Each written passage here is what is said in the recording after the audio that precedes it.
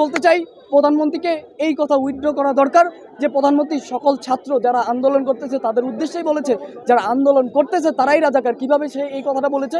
কারণ বলেছে যে যারা কোটা নিয়ে যারা মেধায় ফার্স্ট হয় তারা কি মেধাবী না?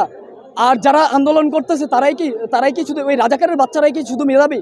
এই কথার পরিপ্রেক্ষিতে বোঝা যায় যারা কোটা আন্দোলন করতেছে তারাই রাজাকারের সন্তান। আর যারা কোটা নিয়ে বড় বড় সরকারি দপ্তরে বসে ওই কোটা নিয়ে দুর্নীতি করে পাহাড় সমান টাকা বিদেশে পাচার করছে তারাই সঠিক মেধাবী।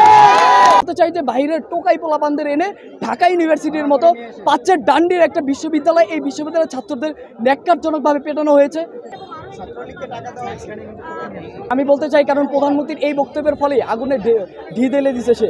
কারণ এই বক্তব্যের প্ররোচনায় পরেই ছাত্রলীগ সাধারণ শিক্ষার্থীদের কাছে মধ্যে হামলায় জড়িত হয়েছে এবং তাদের ব্যাপক হারে তাদের উপরে হামলা চালিয়েছে। আপনারা দেখেছেন এই যে মহিলাদের উপরে যে অত্যাচার নির্যাতন, এবং দেখবেন আপনারা ওই ছাত্রলীগ থেকে প্রায় 30% হবে না ঢাকা ইউনিভার্সিটির ছেলে পেলে, সব হচ্ছে